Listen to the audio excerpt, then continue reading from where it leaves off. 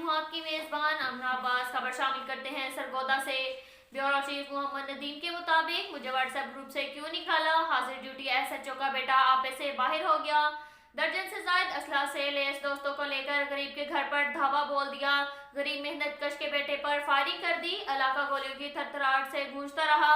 SHO Shahpur Ilyas Kaliyar का बेटा Ahmad Kalashnikov समेत अहले इलाका ने पकड़ लिया।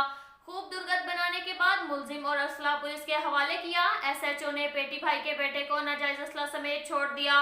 बाप के ताकत के नशे में धुत नौजवान की अंधाधुंध फायरिंग। मिल बैठकर मसला हल कर लेते हैं। एसएचओ थाना सदर ने मुकदमा दर्ज नहीं किया।